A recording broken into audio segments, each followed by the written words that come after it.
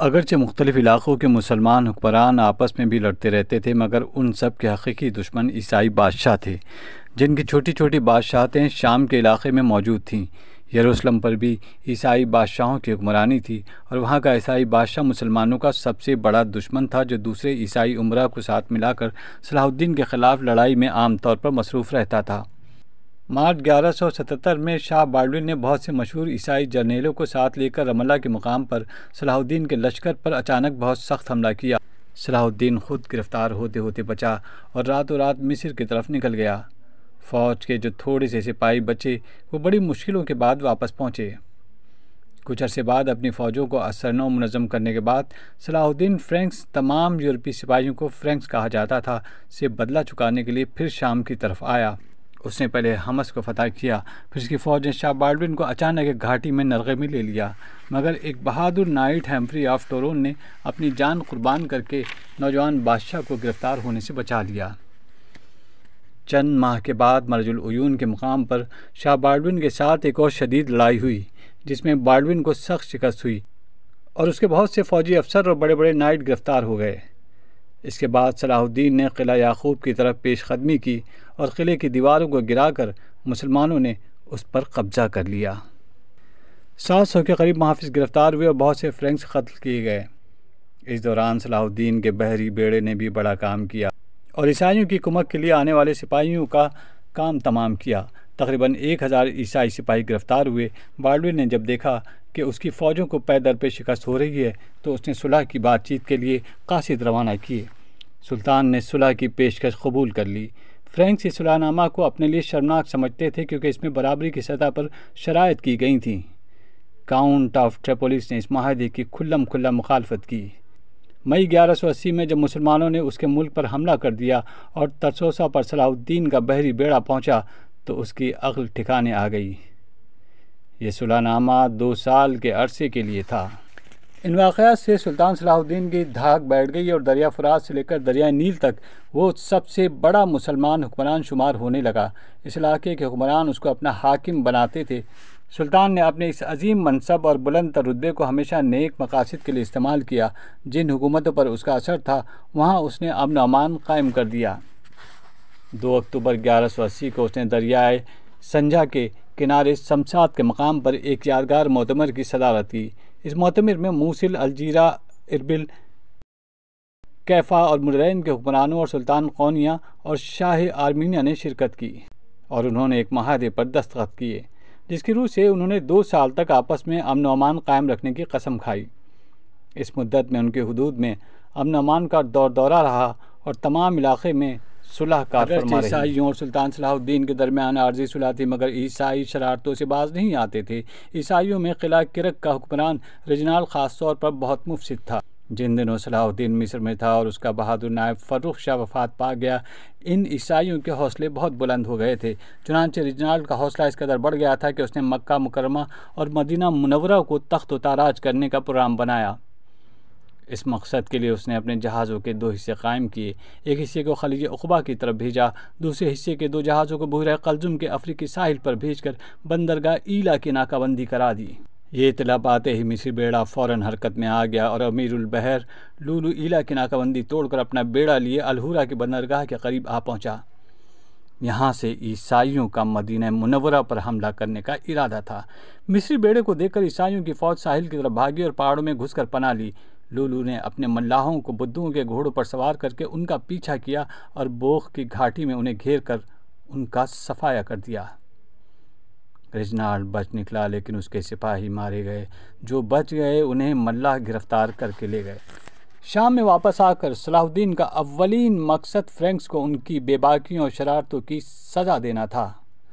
सलेबियों ने एक बहुत बड़ी फ़ौज इकट्ठा कर ली थी और वो शाम और फ़लस्तीन के इलाक़ों को तख्त ताराज कर रहे थे। उनका सिपा सालार गाय ऑफ लिस्कनन था। वो बादशाह बाल्डविन की बीमारी के ज़माने से सलेबियों की कमान संभाले हुए। चुनांचे वो अपना लश्कर लिए अल्फुला के मैदान की तरफ बढ़ा, जहाँ सलाहुद्दीन की अफ़ात से उसका मुकाबला हो गया। सलेबियों की फ़ौज में 1300 नाइट्स और 15,000 से ज़्यादा मुसल्लह सिपाही थे। इनमें यूरोप के बड़े बड़े हुक्मरान भी शामिल थे। सलाहुद्दीन के पास फ़ौज बहुत कम थी, मगर इसके हौसले बुलंद थे। पहले दिन 10 बदस जंग हुई, जिसमें किसी फरीक का पल्ला भारी न रहा। चुनाचे दोनों लश्कर एक दूसरे से कुछ फासले पर खैमजन हो गए। 5 दिन तक खामोशी रही। इसी असना में तालवी सौदागरों और पीसावीन जेनेवा और लंबार्डी के बाशिंदों की आमद से सलेबियों की तादाद में बहुत इजाफा हो गया। सलाहुद्दीन की फ़ौज ने सतह मुर्तफ़ा पर कब्ज़ा करके सलेबियों के रास्ते बंद कर दिए। सलेबियों को रसद पहुँचनी मुहाल हो गई और चंद ही दिनों में उनकी फ़ौज में कहत पड़ गई। चुनाचे उन्होंने बग़ैर लड़े ही भागना शुरू कर दिया। मुसलमान फ़ौज के तीर अंदाज़ों ने भागते हुए सलेबियों को खूब ढेर किया। इस फतह के बाद सुल्तान सलाहुद्दीन ने किरक के किले का मुहासरा किया कि रेजिनाल्ड को गिरफ़्तार करे, मगर ये मुहासरा नाकाम रहा। सलाहुद्दीन ने नवाही बस्ती पर तो कब्ज़ा कर लिया और शहर के अंदर घुस गए, मगर रेजिनाल्ड किले के अंदर बैठ गया। सलाहुद्दीन की फ़ौजों ने बेहद संगबारी की और दरमियानी खंदक को भी पत्थरों से पाट दिया, मगर किला बहुत मजबूत था और सलाहुद्दीन लंबा मुहासरा ना करता था, लिहाजा वहाँ से वापस चला गया। सन 1184-85 शाह बाल्डविन वफ़ात पा गया। इसके मरने के बाद एक कमसिन बच्चे को बाल्डविन दोम के लक़ब से तख्त पर बिठा दिया गया। रेमंड को बादशाह का वली मुकर्रर किया गया। रेमंड की हरी पार्टी का सरबराह लिस्गनन और उसके साथी चाहते थे कि लड़ाई जारी रखी जाए, मगर रेमंड और उसकी पार्टी के उमरा सुलह के तलबगार थे। सुलह के तलबगारों में अंताकिया के शहजादे सैयदून और तराबलस के काउंट और पुराने जंगजू ख़ानदानों के सरबराह शामिल थे। इन लोगों की राय गालिब थी, इसलिए 4 साल के अरसे के लिए सुलह हो गई। रेमंड ने सुलहनामे में बहुत खुलूस का मुजाहरा किया, चुनांचे उसने तराबलस के सब मुसलमान जंगी कैदी रिहा कर दिए और 1185 की कहत साली के दौरान दमिश्क को बड़ी दरियादिली से गल्ला मुहैया किया। इसके बरक्स यूरोप में ईसाई पादरी, जिनमें बतरीक हराक्लिस सबसे नुमाया था, सलीबी जंग के लिए रज़ाकार भर्ती करने के लिए मुल्क में मारे मारे फिर रहे थे। उधर अंग्रेज़ी नाइट्स ने कोहे शेवलिस से लेकर कोहे परिनेस तक सलेबें बंद कर रखी थीं और ईसाइयों को जंग के लिए तैयार कर रहे थे। सुलहनामे की इस मुद्दत को सलाहुद्दीन ने नहायत अच्छी तरह इस्तेमाल किया। उसने मुल्क में अमन अमान कायम किया, जिससे लोग पूरी तवज्जो के साथ साथ अपने काम में मसरूफ़ हो गए। मुल्क की ज़रई और सनती पैदावार में बहुत इजाफा हुआ और सौदागरों के कारवां तेज़ी से इधर उधर जाने लगे। सुल्तान ने रास्तों के तहफ़्फ़ुज़ के लिए बड़े सख्त इंतज़ामात किए, जिसका नतीजा ये हुआ कि ताजिरों ने बेखटके इधर उधर आना जाना शुरू कर दिया। दमिश्क, जो बड़ी बड़ी तिजारती शाहराहों को आपस में मिलाने वाला शहर था, वहाँ तिजारती काफ़िलों की रेल पेल शुरू हुई। इस तिजारती चहल पहल से जहाँ मुख्तलिफ मुल्कों के काफ़िले दमिश्क से गुजरने लगे, जिससे दमिश्क की पुरानी शान और शौकत फिर कायम हो गई। सुल्तान एक बहादुर जर्नैल ही नहीं था, एक आला पाए का मुंतज़िम, नहायत आदिल और अवाम के साथ बड़ी शफ़क़त करने वाला भी था। मुल्क में न सिर्फ मुसलमान अवाम के साथ पूरा इंसाफ किया जाता, बल्कि गैर मुस्लिम अवाम भी नहायत इत्मीनान से ज़िंदगी बसर करते थे। सुल्तान की ज़ाती ज़िंदगी बहुत सादा, पाकीज़ा और इस्लामी उसूलों पर कायम थी, इसलिए उसकी ज़िंदगी का असर तमाम मुल्क में रहने वालों की ज़िंदगी पर पड़ता था। रेजिनाल्ड की शरारतें। यरूशलेम के बादशाह बाल्डविन ने सुल्तान के साथ अमन का जो समझौता किया था, वो उस पर कायम था। सलाहुद्दीन अयूबी ने तो कभी हालत जंग में भी वादा शिकनी ना की थी, हालत अमन में तो वादा शिकनी उसके तसव्वुर में भी ना आ सकती थी। मगर बाज़ ईसाई हुक्काम वादा शिकनी करके बार बार फ़ज़ा को ख़राब कर रहे थे। इन हाकिमों में किला किर का हाकिम रेजिनाल्ड सबसे आगे था। 1179 में जब मुसलमान और ईसाई सुलह की हालत में थे, उसने किले के पास मुसलमानों के काफ़िले के मर्दों, औरतों और मवेशियों को पकड़ लिया था और 2 लाख दीनार का माल लूट लिया था। 1182 में भी उन्होंने ऐसी ही हरकत की। 1186 में भी जब अमन का माहदा था और काफ़िले बेरोक टोक आते जाते थे, रेजिनाल्ड ने मुसलमानों के काफ़िले पर हमला किया और उनका तमाम माल व असबाब लूट लिया। कहा जाता है कि सुल्तान की एक बहन भी काफ़िले के साथ सफ़र कर रही थी। जब ताजिरों ने एहतजाज किया तो रेजिनाल्ड ने गुरूर के साथ कहा कि चूँकि वो मोहम्मद पर भरोसा करते हैं, इसलिए मोहम्मद ही उनको आकर बचाएं। इस हमले और रेजिनाल्ड की बेहुदा गोई की खबर सुल्तान तक पहुंची तो उसे बहुत दुख हुआ और उसने अहद किया कि मैं इस मुआहदा शिकन को अपने हाथ से कत्ल करूँगा।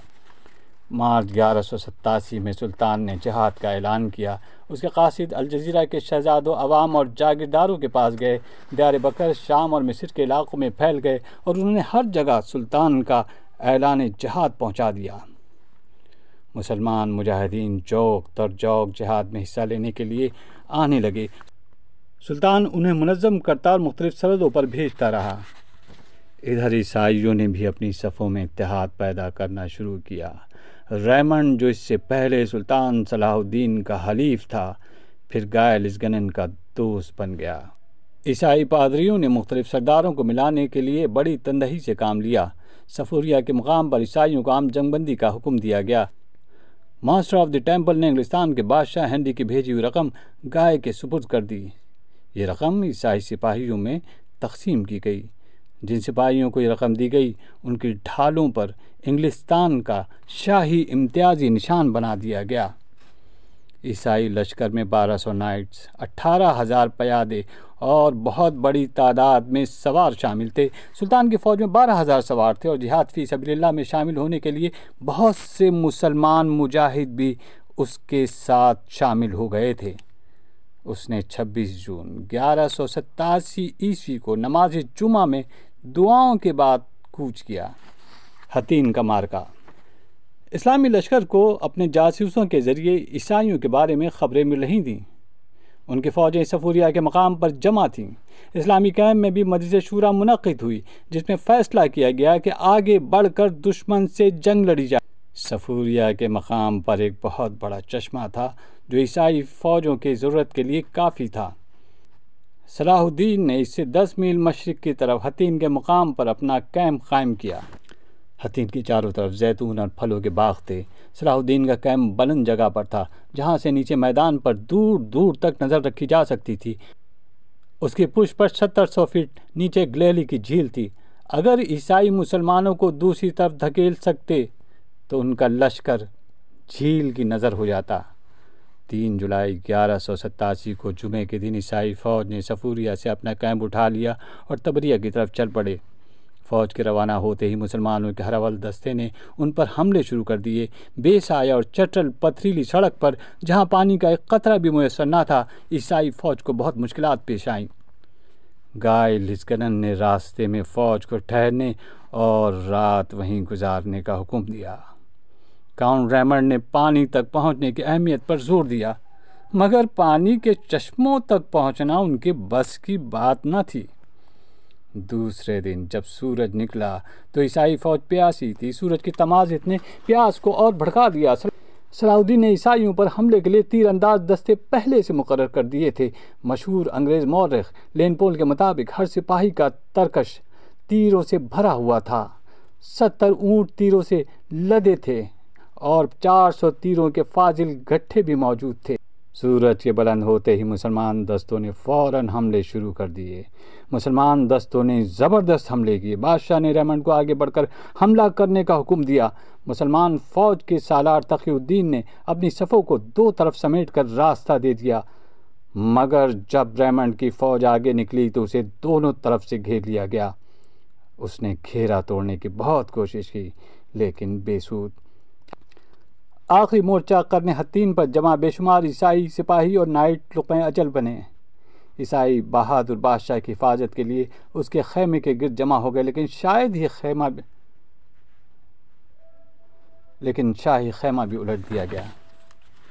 ईसाइयों को इबरतनाक शिकस्त हुई। बादशाह, उसका भाई रेजिनाल्ड, जोसेलिन, हैम्फ्री और मास्टर ऑफ द टेम्पल्स और बहुत से उमरा गिरफ्तार हुए। काउंट रेमंड ने बादशाह को गिरफ्तार होते देखा तो ऐसा भागा कि सोर जाकर दम लिया, मगर गम और शर्म के मारे जाँबर न हो सका। मुसलमानों का एक एक सिपाही 30 ईसाई सिपाहियों को एक रस्सी में बांध कर ले जाता था और वो किसी तरह भी मुकाबले की जुर्रत न करते थे। फतह के बाद सुल्तान ने बादशाह और रेजिनाल्ड को अपने खेमे में तलब किया। उसने बादशाह की मुनासिब ताज़ीम व तकरीम की, मगर रेजिनाल्ड को देखकर कहा कि मैंने इसकी बदअहदियों और शरारतों की वजह से 2 बार इसे कत्ल करने की कसम खाई है। चुनांचे अपनी कसम पूरी करने के लिए उसने रेजिनाल्ड को अपने हाथों से कत्ल कर दिया। बादशाह ने यह मंजर देखा तो कांपने लगा कि शायद अब उसकी बारी भी आएगी, लेकिन सुल्तान ने उसे तसल्ली दी और कहा कि बादशाहों को कत्ल करना बादशाहों का शैवा नहीं, मगर रेजिनाल्ड हद से गुजर गया था। टेम्पलर और हॉस्पिटलर्स को उनकी जसारतों और शरारतों पर सजाएं दी गईं, मगर बादशाह और ख़ास ख्वाज उमरा के साथ मेहरबानी का सलूक किया गया और उन्हें पूरे एहतराम के साथ दमिश्क भिजवा दिया गया। इस जंग में ईसाइयों का बहुत ज़्यादा नुकसान हुआ और एक अंदाजे के मुताबिक 30,000 ईसाई जंग में काम आए। इस जंग से ईसाइयों की क़ुव्वत ख़त्म हो गई और मुसलमानों के लिए यरूशलेम में दाखिल होने का रास्ता साफ हो गया।